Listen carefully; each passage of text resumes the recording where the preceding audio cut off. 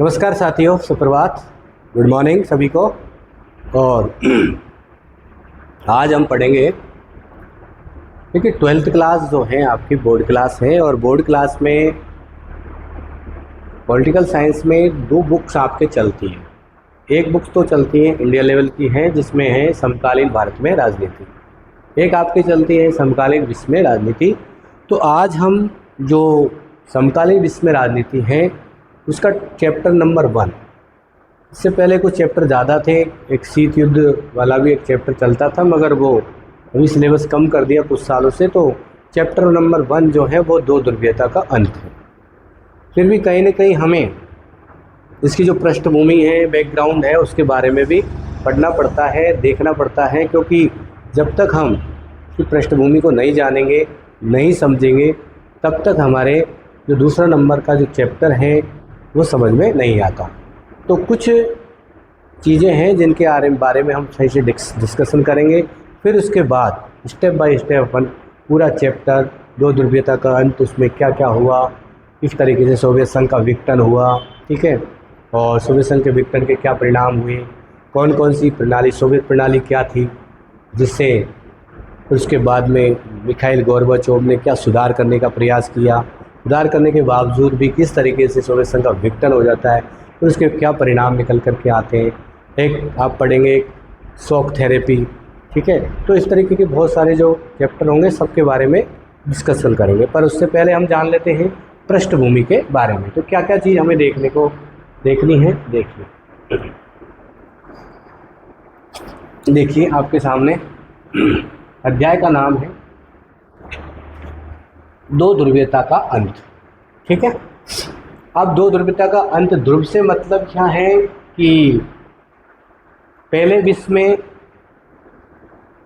दो महान शक्तियां, दो मैन पावर, जो आप सभी जानते हैं और नहीं जानते हैं तो आपको जान लेना है कि जैसे ही द्वितीय विश्व युद्ध हुआ, पहले हम शुरुआत से हम समझने का प्रयास करते हैं, पहले देख लेते हैं हमें क्या क्या चीज़ यहाँ पर पढ़नी है। तो देखो, एक तो द्वितीय विश्व युद्ध के बारे में हम जानेंगे, शीत युद्ध का दौर कब से कब तक चला, इसके बारे में भी कुछ चीज़ें, जानकारियाँ इकट्ठी करेंगे।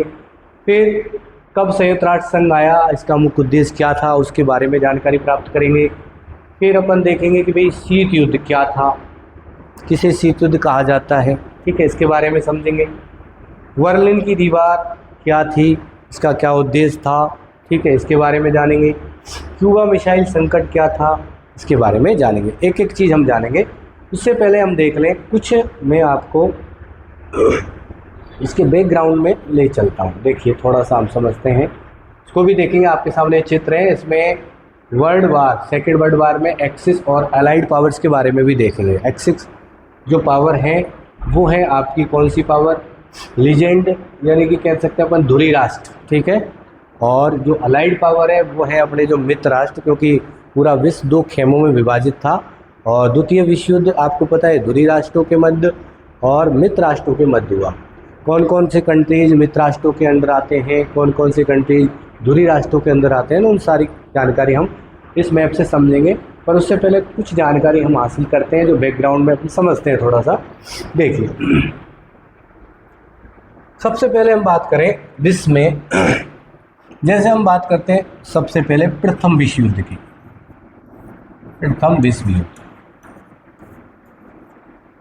प्रथम विश्व युद्ध आप सभी जानते हैं कि प्रथम विश्व युद्ध लड़ा गया 1914 से 1918 के मध्य में। और युद्ध एक ऐसी चीज़ें हैं कि उसमें किसी का फ़ायदा ना तो आज तक हुआ है, ज़्यादा से ज़्यादा हमें सबको झेलना पड़ा है तो नुकसान, जिसमें जनहानि होती है, धनहानि होती है, ठीक है। एक देश की अर्थव्यवस्था, एक मानव संसाधन, उन सब का क्या होता है, एक तरह से नुकसान हमको देखने को मिलता है। तो ये जो युद्ध हुआ इसमें बहुत सारा नुकसान, यानी कि जनहानि और बहुत बड़ी धनहानि विश्व के राष्ट्रों को उठानी पड़ी। विश्व युद्ध का मतलब आप सभी जानते हैं, यानी कि ऐसा युद्ध जिसमें विश्व के लगभग सभी राष्ट्र उसमें शामिल हो, उसे क्या कहा जाता है, विश्व युद्ध कहा जाता है।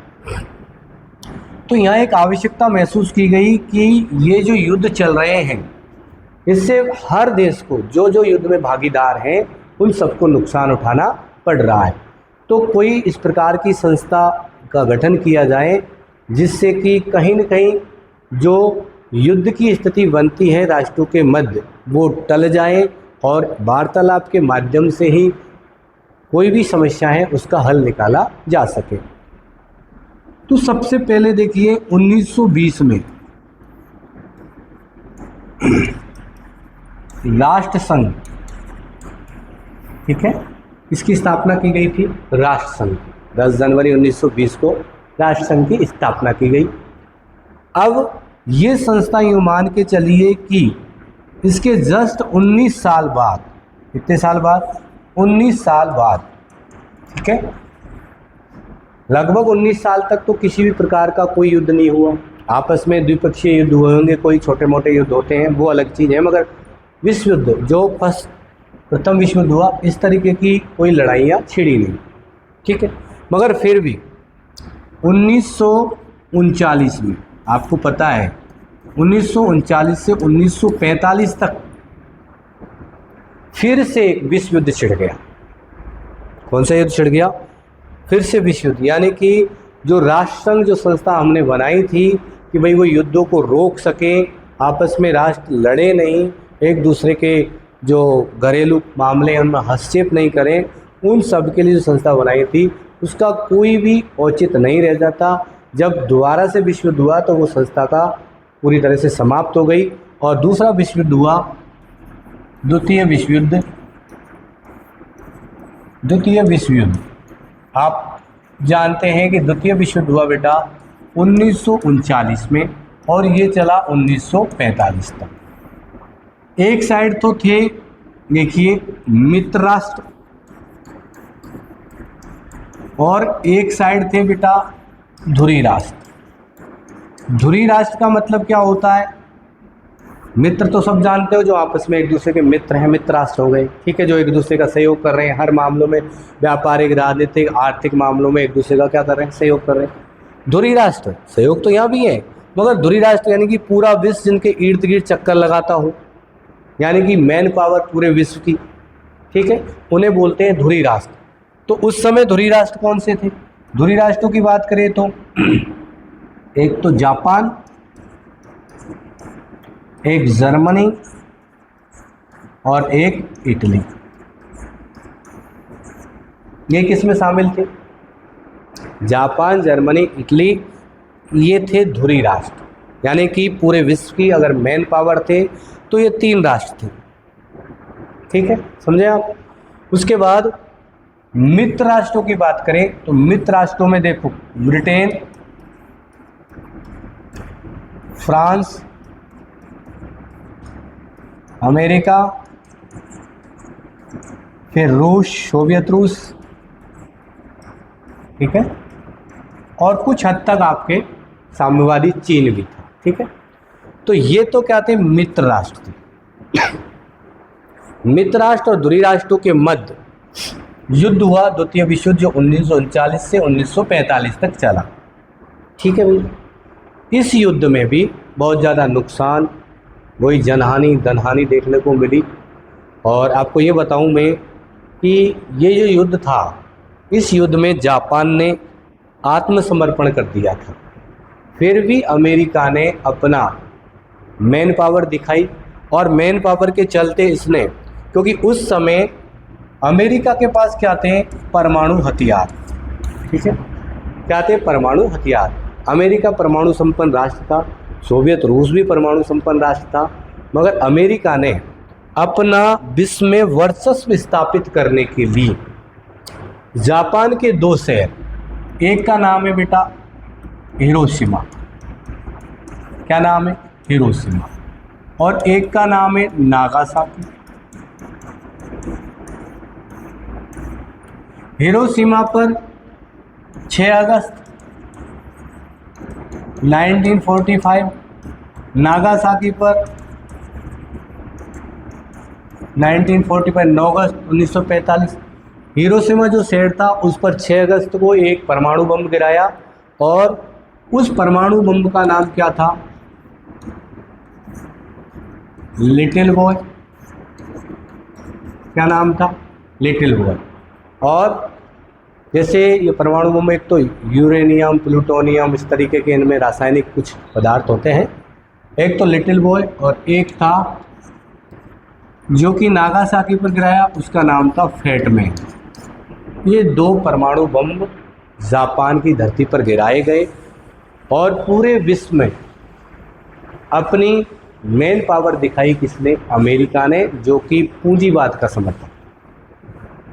ठीक है, जैसे ही इन घटना के बाद 1945 में क्या होता है मित्रों, द्वितीय विश्व युद्ध समाप्त होता है और उसी द्वितीय विश्व युद्ध के बाद पूरे विश्व में 2 मेन पावर निकल के सामने आती है।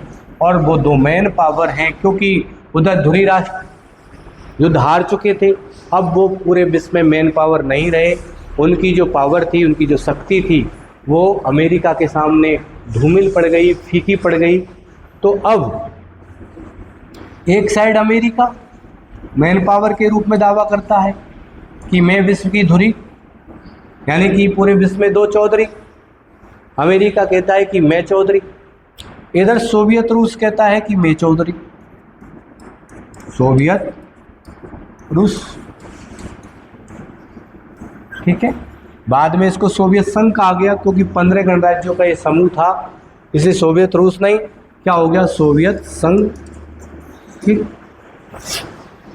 तो पूरे विश्व में 2 धुरी, एक तो था अमेरिका, ठीक है, और एक था सोवियत रूस। पूरे विश्व की मेन पावर थे 2, एक तो अमेरिका था और एक सोवियत रूस था। ये पूंजीवाद का समर्थक, अब पूंजीवादी अर्थव्यवस्था का समर्थक, और ये साम्यवाद यानी समाजवाद और साम्यवाद का। ठीक है, यहाँ देखो अंतर इतना सा होता है कि पूंजीवाद में जितने भी संसाधन हैं उस पर नियंत्रण सरकार का या राज्य का नियंत्रण नहीं होता। जो संपत्ति होती है वो निजी स्वामित्व में होती है, यानी कि ओपन मार्केट यानी खुले बाजार की नीति पर ये कार्य करती है। यहाँ अगर बात करें समाजवाद या साम्यवाद की, तो यहाँ पर क्या होता है कि जितने भी संसाधन हैं यहाँ पर निजी स्वामित्व को कोई महत्व नहीं दिया गया। यहाँ सार्वजनिक नियंत्रण था, सभी संसाधनों पर राज्य का नियंत्रण था। अब इन दोनों राष्ट्रों के मध्य एक वैचारिक युद्ध छिड़ जाता है। वैचारिक मतलब विचारधारात्मक युद्ध छिड़ जाता है, और उस विचारधारात्मक युद्ध को, भू राजनीतिक संघर्ष को हम एक नाम देते हैं, और उसका नाम है बेटा शीत युद्ध। क्या नाम देते हैं? शीत युद्ध। ठीक है, तो 1945 से स्टार्ट होता है और 1991 तक, जब तक सोवियत संघ का विघटन नहीं हो जाता, तब तक दोनों महान शक्तियों के मध्य क्या चलता है? शीत युद्ध। तो शीत युद्ध क्या है? कोल्ड वार क्या है? आपको पता है, ऐसा युद्ध जिसमें 2 महान शक्तियाँ, 2 मैन पावर आपस में प्रत्यक्ष से युद्ध नहीं करती, ठीक, और फिर भी शक्ति प्रदर्शन के माध्यम से, विचारधारा के माध्यम से, ठीक है, एक दूसरे राष्ट्र को से प्रतियोगिता करते रहते हैं, एक दूसरे को नीचा दिखाने की कोशिश करते हैं। उस जो लड़ाई होती है उस प्रकार की, उसे कहते हैं हम क्या? शीत युद्ध, यानी कि विचारों की लड़ाई, विचारधारात्मक लड़ाई। समझे आप? तो चलो, तो इतनी सारी बातें हमने जानी। उसके बाद देखो, इसी बीच जब द्वितीय विश्व युद्ध समाप्त हुआ और शीत युद्ध का दौर स्टार्ट हुआ, उससे पहले कि भाई पहले विश्व युद्ध हुआ प्रथम, और उसमें एक संस्था ही राष्ट्रसंघ UN, उसका गठन किया गया, और वो दूसरे विश्व युद्ध को रोकने में कामयाब नहीं रही। दूसरा विश्व युद्ध तब हुआ तो फिर से एक महसूस किया गया कि कोई एक ऐसी संस्था बनाई जाए जो कि आने वाले समय में इस तरीके के युद्धों को विराम दे, इस तरीके के युद्धों पर प्रतिबंध लगाएं। कोई भी आपस में राष्ट्र बिना किसी कारण के अनावश्यक एक दूसरे के घरेलू मामलों में, निजी मामलों में हस्तक्षेप नहीं करे, और इस तरीके की परिस्थितियां आगे नहीं बने। इसलिए एक संस्था जिसका नाम हम लिख सकते हैं संयुक्त राष्ट्र संघ, जिसे शॉर्ट फॉर्म है यूएनओ, यूनाइटेड नेशन ऑर्गेनाइजेशन। ठीक है, संयुक्त राष्ट्र संघ, इसकी स्थापना की गई मित्रों 24 अक्टूबर 1945, जिसका मूल उद्देश्य था विश्व में शांति स्थापित करना, विश्व के देशों को अनावश्यक युद्धों से बचाना, अनावश्यक युद्धों से होने वाली क्षति से बचाना। किसका मूल उद्देश्य? संयुक्त राष्ट्र संघ का। कई बार ये प्रश्न पूछा जाता है बालकों कि संयुक्त राष्ट्र दिवस कब मनाया जाता है। शायद इसी बार एग्जाम में प्रश्न पूछा गया कि संयुक्त राष्ट्र दिवस कब मनाते हैं? 24 अक्टूबर को। तो हर चीज़ काम की है। ठीक है, हमें संयुक्त राष्ट्र संघ के बारे में पढ़ना है, मगर आगे जब चैप्टर आएगा उसमें पढ़ना है, यहाँ नहीं पढ़ना है। यहाँ केवल इतना सा समझना है कि इसका मूल उद्देश्य क्या था, कब स्थापना हुई। तो 24 अक्टूबर 1945 मूल उद्देश्य था कि द्वितीय विश्व युद्ध के बाद आने वाले समय में ऐसी परिस्थितियाँ ना बने कि कहीं तीसरा विश्व युद्ध छिड़ जाए, तो उसकी वजह से कि पूरे विश्व में शांति स्थापित बनी रह सके, आपस में राष्ट्र एक दूसरे पर अनावश्यक रूप से किसी प्रकार का आक्रमण नहीं करें, एक दूसरे में हस्तक्षेप नहीं करें, इस वजह से संस्था का गठन किया गया। तो चलो देखो हम देखते हैं। अब मैं आपको यहाँ पर बताऊँगा, याद रखना। देखिए ये जो मैप है आपको दिख रहा होगा, थोड़ा जूम कर लें अपन, देखते हैं। यहाँ पर दो तरीके के राष्ट्र आपको दिख रहे हैं। ठीक है, एक तो दिख रहे हैं, अंग्रेजी में लिखा है, थोड़ा सा समझा देंगे आपको। वर्ल्ड वार सेकंड, कौन सा? सेकंड वर्ल्ड वार, यानी कि सेकंड विश्व युद्ध, एक्सिस वर्सेस अलाइड पावर्स। ठीक, यानी कि ध्रुवीय राष्ट्र और मित्र राष्ट्र। ठीक, एक्सिस का मतलब हुआ बेटा, एक्सिस पावर का मतलब हुआ ध्रुवीय राष्ट्र। कौन से राष्ट्र? ध्रुवीय राष्ट्र। ठीक है, तो ध्रुवीय राष्ट्र देखो किससे इंगित कर रखे? रेड से।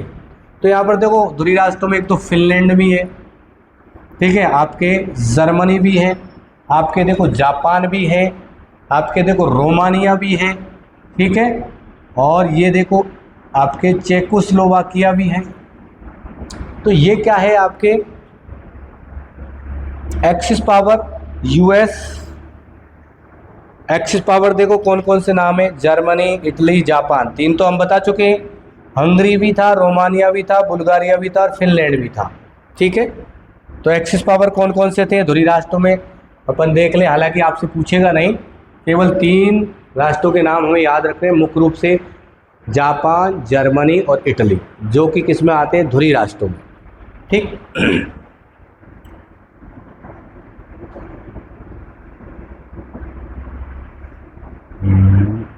एक मिनट रुक जाओ थोड़ा सा।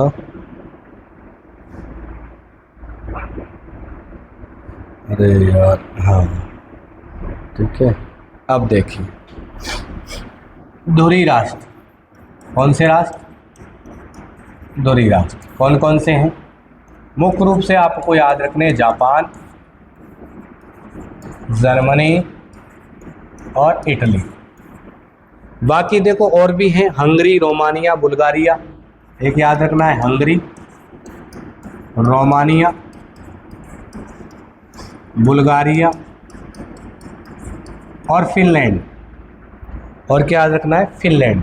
तो सारे नहीं याद हो तो आपको इतने से याद रख लेने, 3 तो याद रखनी है, जापान, जर्मनी, इटली, ये ध्रुवीय राष्ट्र थे। बाकी और भी है, हंगरी, रोमानिया, बुल्गारिया और फिनलैंड। ये भी याद रखना चाहो तो रख सकते हो, नहीं रखना चाहो तो कोई बात नहीं।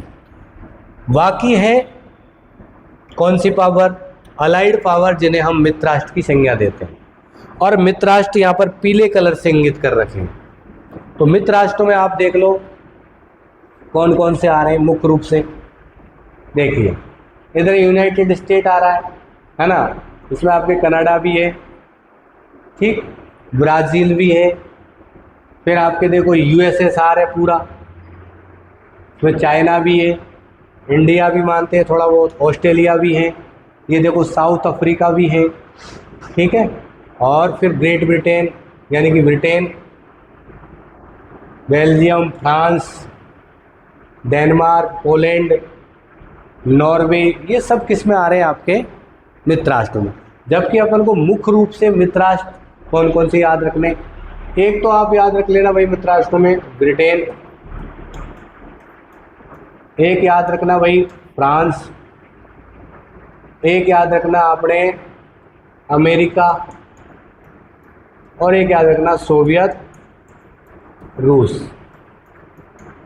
ठीक है, यूएसएसआर, ठीक है ना। तो ये मुख्य राष्ट्र, बाकी तो बहुत सारे हैं आपके यूनाइटेड स्टेट जिसे अपन अमेरिका बोलते हैं, Britain, France, USSR, Australia, Belgium, Brazil, Canada, China, Denmark, Greece, Netherland, New Zealand, ठीक है, नॉर्वे, पोलैंड, चेकोस्लोवाकिया, ये बहुत सारे हैं, मगर इतने याद नहीं रखने अपन को। केवल 12th क्लास की जो रिक्वायरमेंट है वो इतनी है। दूरी राष्ट्रों में तो याद रखो अपन जापान, जर्मनी, इटली, और मित्र राष्ट्र में याद रखो ब्रिटेन, फ्रांस, अमेरिका और सोवियत रूस। ओके, चलें अब आगे देखो, आगे हम चलते हैं। इसके बारे में हम पढ़ ही चुके हैं, मैंने बता ही दिया आपको, यहाँ पर भी देख लो थोड़ा सा। प्रथम विश्व युद्ध कब से कब? 1914 से 1918, ये मैं बता चुका हूँ। और इसके बाद एक संस्था आई 10 जनवरी 1920, राष्ट्रसंघ, ठीक। उसके बाद द्वितीय विश्व युद्ध 1939 से 45, और यहीं से 45 से जैसे द्वितीय विश्व युद्ध समाप्त होता है तो क्या आता है? शीत युद्ध का दौर। द्वितीय विश्व युद्ध के बाद एक संस्था गठित की जाती है और संस्था का नाम है संयुक्त राष्ट्र संघ, ठीक है। इसकी स्थापना हुई थी 24 अक्टूबर 1945। 1 सितंबर 1939 को पोलैंड पर जर्मनी का क्या हुआ? आक्रमण। देखो कारण क्या रहा है द्वितीय विश्व युद्ध का? पोलैंड पर जर्मनी ने क्या कर दिया? आक्रमण कर दिया। कब किया? 1 सितंबर 1939 को, ठीक है। द्वितीय विश्व युद्ध की समाप्ति अमेरिका द्वारा जापान पर परमाणु बम गिराना, याद रखना। द्वितीय विश्व युद्ध समाप्त हुआ और जापान ने आत्मसमर्पण किया, और उस समय अमेरिका ने उसके 2 शहर आप जानते हो उस पर क्या गिराए? परमाणु बम। और वो 2 शहर कौन से थे? आपको पता ही है, हिरोशिमा और नागासाकी। 6 अगस्त 1945 को हिरोशिमा पर लिटिल बॉय नाम का एक परमाणु बम गिराया गया। उसी प्रकार 9 अगस्त 1945 को नागासाकी शहर पर कौन सा बम गिराया गया? फैट मैन, ठीक है। जैसे ही द्वितीय विश्व युद्ध समाप्त होता है, शीत युद्ध का प्रारंभ होता है। 1945 से सोवियत संघ का जब विघटन होता है 1991 तक, तब तक दोनों मेन पावर जो विश्व की धुरी हुआ करते थे उनके मध्य एक वैचारिक संघर्ष, एक भू राजनीतिक संघर्ष चलता है, ठीक है, जिसमें विचारधारा, शक्ति प्रदर्शन, ठीक है, इस आधार पर एक दूसरे को नीचा दिखाने की कंडीशन में राष्ट्र रहते हैं। प्रत्यक्ष से ऐसा दिखाया जाता है कि वास्तव में वो युद्ध करेंगे, मगर वास्तव में युद्ध की परिणति में कभी आते नहीं हैं।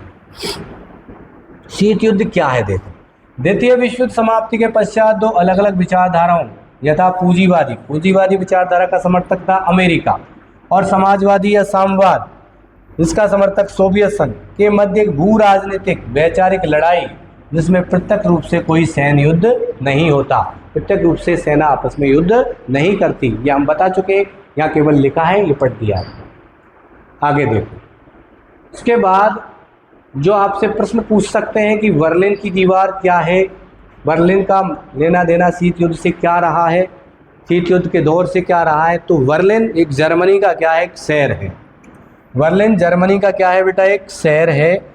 और ये जर्मनी का जो शहर है एक तरीके से 2 भागों में विभाजित हो जाता है, एक पूर्वी बर्लिन और एक पश्चिमी बर्लिन।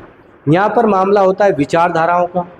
कुछ लोग थे वो साम्यवाद के समर्थक थे, कुछ लोग थे वो पूंजीवाद के समर्थक थे, इसलिए एक दीवार खड़ी की जाती है उनके बीच में, और वो दीवार है बर्लिन की दीवार। तो ये बर्लिन की जो दीवार है इसकी स्थापना हुई बेटा 1961। कब हुई? 1961 में, याद रख लेना। बर्लिन की दीवार किसका प्रतीक? बर्लिन की दीवार याद रखना पूंजीवादी दुनिया और साम्यवादी दुनिया के मध्य विभाजन का प्रतीक मानी जाती है, ठीक है। एक तरफ पूंजीवादी दुनिया है, एक तरफ साम्यवादी दुनिया है, यानी कि एक तरफ पूंजीवाद के समर्थक लोग हैं और एक तरफ साम्यवाद के समर्थक, ठीक है। तो पूंजीवादी दुनिया साम्यवादी दुनिया के विभाजन का प्रतीक, और ये कितने किलोमीटर लंबी थी? 150 किलोमीटर लंबी थी, जो शीत युद्ध का सबसे बड़ा प्रतीक। आपसे पूछा जाए कि शीत युद्ध का सबसे बड़ा प्रतीक किसे माना जाता है? तो बर्लिन की दीवार कब स्थापित की गई? 1961 में। मगर कुछ समय बाद एक ऐसा भी समय आया कि 1989 9 नवंबर 1989 को इस बर्लिन की दीवार को ढहा दिया गया। यानी कि जो विभाजन था बर्लिन का पूंजीवादी दुनिया और साम्यवादी दुनिया के मध्य, वो समाप्त हो गया। यानी कहने का मतलब शीत युद्ध की क्या हुई? समाप्ति हुई और जर्मनी का क्या हुआ? एकीकरण हुआ। देखो इसके परिणाम क्या निकले। जब 9 नवंबर 1989 को पूर्वी जर्मनी की आम जनता ने इस दीवार को गिराया तो शीत युद्ध का क्या हो गया? अंत। कहने का मतलब 1989 के बाद ही शीत युद्ध क्या हो गया? समाप्त। हालांकि सब बताते हैं कि 1991 तक ये चलता है। फिर जर्मनी का एकीकरण, क्योंकि जर्मनी दो भागों में विभाजित था। जर्मनी का एक शहर था बर्लिन, इसके आधे लोग, ठीक है, आधी जो जनसंख्या थी वो तो क्या बोलती थी, आधे जो लोग थे वो कौन सी विचारधारा में लिप्त थे? आधे थे वो पूंजीवाद का समर्थक थे और आधे थे वो साम्यवाद का। तो इस तरीके से बर्लिन की जो दीवार थी वो एक तरीके से जर्मनी का विभाजन मानी जाती थी। फिर जर्मनी का एकीकरण होता है, जैसे इस दीवार को 1989 में 9 नवंबर 1989 को गिराया जाता है, शीत युद्ध की समाप्ति हो जाती है इसी के साथ और जर्मनी का एकीकरण हो जाता है।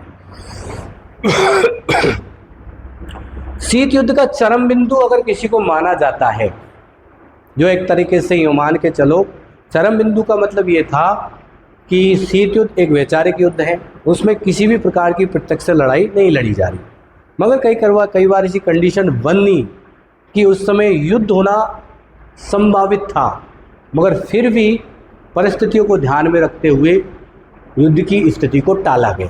तो वो कहलाया चरम बिंदु, और वो स्थिति थी क्यूबा मिसाइल संकट। क्या था भाई? क्यूबा मिसाइल संकट। वो स्थिति कौन सी है? क्यूबा मिसाइल संकट। अब क्यूबा क्या है? क्यूबा देखो सुनो, अपन वापस चलते हैं एक जगह, मैं बताता हूँ क्यूबा कौन सी जगह पर है। देखो या क्यूबा देख तुम, क्यूबा सॉरी, देखो ये क्यूबा है, देखो यह क्या है? क्यूबा। और ये अमेरिका के तट से लगा, यूनाइटेड स्टेट, समझते हो आप? यूएस, यूनाइटेड संयुक्त अमेरिका, उसके तट से लगा हुआ एक द्वीपीय देश है। कौन? क्यूबा। और इस क्यूबा पर किसका अधिकार है? सोवियत संघ का। किसका अधिकार है? सोवियत संघ का। अब ये पास में है, अब दोनों के मध्य, इस यूनाइटेड स्टेट और इसके मध्य चल रहा है भाई शीत युद्ध, वैचारिक युद्ध, ठीक है। अब ये एक दूसरे को किस तरीके से नीचा दिखाने का प्रयास करेंगे, किस तरीके से शक्ति प्रदर्शन करके अपने आप का वर्चस्व पूरे विश्व में स्थापित करने का प्रयास करेंगे। तो ये क्या करता है? सोवियत रूस इस क्यूबा में, क्यूबा के उस समय नेता थे फिडेल कास्त्रो। कौन थे? फिडेल कास्त्रो, ठीक। कौन थे भाई? Fidel Castro. America United nation के कौन थे? जॉन एफ कैनेडी थे। और यहाँ के थे, ठीक है, खुश्चेव, निकिता खुश्चेव। ये देखिए, इस क्यूबा पर यूएसएसआर यानी सोवियत संघ द्वारा मिसाइल तैनात कर दी जाती है।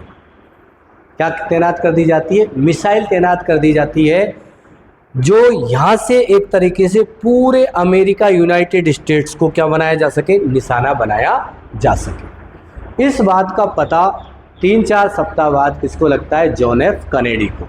किसको पता चलता है? यूनाइटेड स्टेट के उस समय तत्कालीन राष्ट्रपति थे, वो कौन थे? John F Kennedy. उनको पता चलता है, तो वो भी जवाबी कार्रवाई में क्या करते हैं? जो जहाज़ हैं अपने, वो कापर तैनात कर देते हैं इसकी सीमा पर, ठीक है। उसके बाद जब पता, दोनों को ये पता है, दोनों ही मैन पावर है, दोनों को ये पता है कि दोनों ही अपने आप में बहुत पावरफुल राष्ट्र हैं, दोनों के पास ही परमाणु हथियार हैं। अगर युद्ध हुआ तो नुकसान दोनों ही राष्ट्रों को झेलना पड़ेगा। इस वजह से बाद में एक समझौता हो जाता है, इसके मध्य और इसके मध्य एक एग्रीमेंट होता है, और उस एग्रीमेंट के आधार पर ये अपनी मिसाइलें क्यूबा से हटा लेता है और ये अपने जहाज़ें भी वहाँ से जहाँ ये तैनात करता है उधर से हटा लेता है।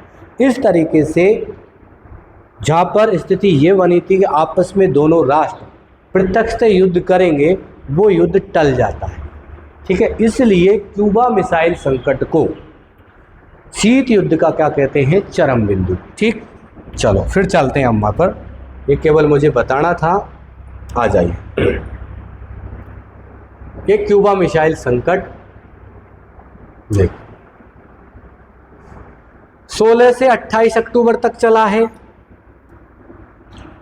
1962 में। क्यूबा मिसाइल संकट कब, 1962, याद रख लेना। 1961 में बर्लिन की दीवार खड़ी की गई, 1989 में बर्लिन की दीवार को गिराया गया, ये भी याद रख लेना। सोवियत नेता क्रुश्चेव, निकिता क्रुश्चेव थे, क्यूबा में मध्यम और मध्य दूरी की बैलिस्टिक मिसाइल तैनात करना क्या कर देते हैं, शुरू कर देते हैं। अमेरिका के राष्ट्रपति जॉन एफ कैनेडी ने भी क्या किया है, क्यूबा की जो क्या कर दी, नौसैनिक घेराबंदी। नौसैनिक जानते हो आप, नौसेना जो जल के अंदर रहती है, जलीय सीमाओं की क्या करती है, सुरक्षा करती है। तो वहाँ पर अपनी नौसेना लगा दी, जो किसकी रक्षा कर सके, क्यूबा की रक्षा कर सके। ठीक है, तो एक तरीके से इसको क्या माना जाता है, क्यूबा मिसाइल संकट को चरम बिंदु। बाद में इनके मध्य समझौता होता है, समझौते के आधार पर ये इधर से क्यूबा से मिसाइलें हटा लेता है सोवियत संघ, और अमेरिका भी अपने जो जहाज़ हैं उनको वापस बुला लेता है। आगे हम बात करते हैं कि शीत युद्ध के दौरान बने कुछ सैनिक संगठन। इन सैनिक संगठनों से भी कुछ चीज़ें आती हैं, क्योंकि शीत युद्ध के दौरान जब एक तरीके से एक दूसरे को नीचा दिखाया जा रहा है, तो कहीं ना कहीं वो कुछ न कुछ तो कार्य करेंगे जिससे कि एक दूसरे के से प्रतियोगिता कर सके। तो यहाँ पर देखो, पहला जो सैनिक संगठन अमेरिका ने बनाया वो था उत्तरी अटलांटिक संधि संगठन, जिसे हम शॉर्ट में बोलते हैं नाटो, और इसकी स्थापना हुई 1949 में। और इसका मूल उद्देश्य था साम्यवादी प्रसार को रोकना, साम्यवादी जो विचारधारा थी, क्योंकि ये अपनी अपनी विचारधारा को अच्छा पूरे विश्व में अच्छा साबित करना चाहते थे, और ये स्थापित करना चाहते थे कि साम्यवादी विचारधारा के जो समर्थक थे यूएसएसआर, वो चाहता था कि पूरे विश्व के लोग उसके अनुयायी बन जाए, समर्थक बन जाए। इधर अमेरिका चाहता था कि पूंजीवाद के समर्थक बन जाए, अनुयायी बन जाए। तो जो साम्यवाद का प्रसार हो रहा था उसको रोकने के लिए ने अब एक सैनिक संगठन बनाया नाटो, जिसकी स्थापना 1949 में। इसी के जवाब में फिर सोवियत संघ क्या करेगा, वो वार्सा संधि लाएगा, वार्सा पैक्ट। ये वार्सा पैक्ट की स्थापना कब हुई, 1955 में। ये भी एक तरीके से सैन्य गठबंधन था। ये वार्सा पैक्ट, वार्सा संधि की गई, ये किसके विपक्ष में की गई थी, नाटो के विपक्ष में की गई, और इसका मूल उद्देश्य था साम्यवाद का प्रसार करना और पूंजीवाद पर रोक लगाना। उसके बाद दक्षिण पूर्व के कुछ राष्ट्र ये क्या करते हैं, दक्षिण पूर्व एशिया संधि संगठन सीएटो की स्थापना करते हैं।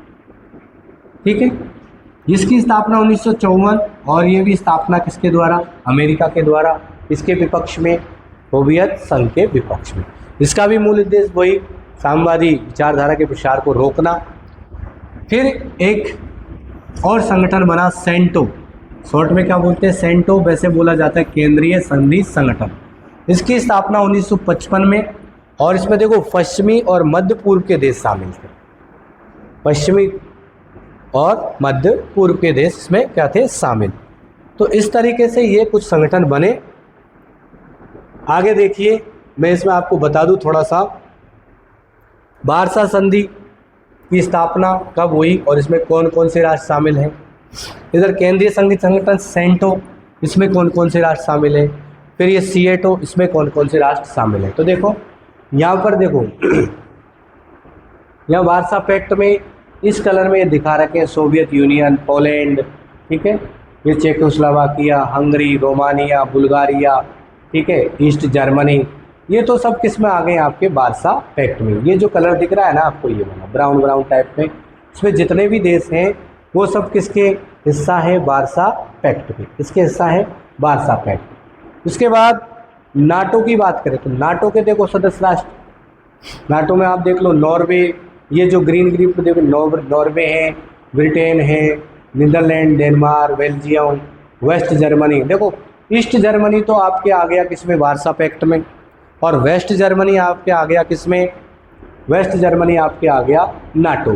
ठीक है, इधर देखो ये स्विट्ज़रलैंड, सॉरी स्विट्ज़रलैंड तो अलग है, फ्रांस, इटली, ग्रीस, तुर्की, है ना, पोर्टुगल, ये सब किस में आ रहे हैं आपके नाटो के सदस्य। इधर नॉन अलाइड नेशन, इनका मतलब है जो गुट निरपेक्ष यानी किसी भी गुट में शामिल नहीं थे, वो कुछ राष्ट्र हैं।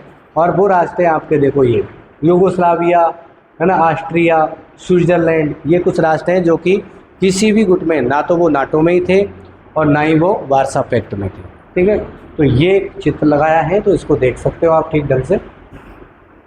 इधर देखो केंद्रीय संघीय संगठन जो सेंटो है, इसकी स्थापना आपको पता है 1955 में हुई।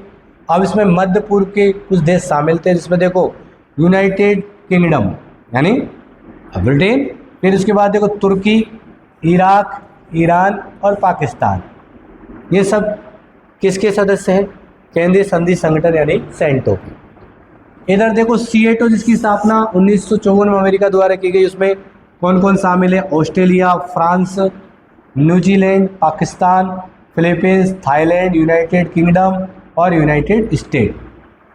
ठीक है, तो इस प्रकार से हमने कुछ पृष्ठभूमि, ठीक है, किसकी पृष्ठभूमि जानी है, दो ध्रुवीयता का अंत, जो हमारा पहला चैप्टर है 12th क्लास का, उसके बारे में हमने ठीक ढंग से समझने का प्रयास किया। अब यहीं से इसकी जो पृष्ठभूमि है, बैकग्राउंड से है, मान के चलो कम से कम 2 से 3 नंबर का क्वेश्चन यहाँ से आना ही आना 12th क्लास में। तो इस बैकग्राउंड को ठीक ढंग से समझ लेना, इन चीज़ों को पढ़ लेना। ठीक है, उसके बाद हम शुरुआत करेंगे पाठ की, दो ध्रुवीयता का अंत। दो ध्रुवीयता का मतलब ये था कि विश्व में दो मेन पावर, दो ध्रुव, ठीक, एक तो अमेरिका जो पूंजीवाद का समर्थक, एक सोवियत संघ जो साम्यवाद का समर्थक। मगर बाद में जैसे ही सोवियत संघ का विघटन होता है तो पूरे विश्व में एक ध्रुवीय राष्ट्र का राजनीति चलती है और एक ध्रुवीय में किसका राज कायम रहता है, अमेरिका का। इसलिए इस पाठ का नाम दिया है दो ध्रुवीयता का अंत। ठीक है मित्रों, चलिए अपने सभी मित्रों में, सभी बालकों में शेयर कर देना है, क्योंकि आगे की वीडियो लेकर हम आएंगे।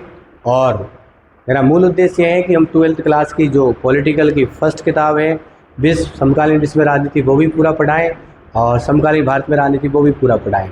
और आपको चिंता करने की ज़रूरत नहीं है, क्योंकि मैं खुद स्वयं पॉलिटिकल साइंस का लेक्चर हूँ, इसलिए मेरे द्वारा ही ये सारी जो किताब है, इनके सारे जो भी टॉपिक हैं वो सारे पूरे के पूरे यहाँ पर करवाए जाएंगे। क्वेश्चन आंसर भी आपको करवाए जाएंगे, चिंता करने की बिल्कुल ज़रूरत नहीं है। इसलिए चैनल को सब्सक्राइब कर लें, बेल आइकन को दबा लें और अपने जितने भी 12th क्लास में साथी हैं, बालक हैं, उन सबको शेयर कर दें। जय हिंद, जय भारत।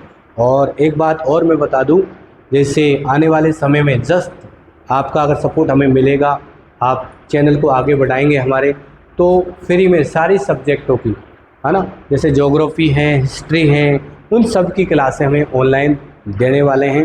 ठीक है मित्रों, जय हिंद, जय भारत।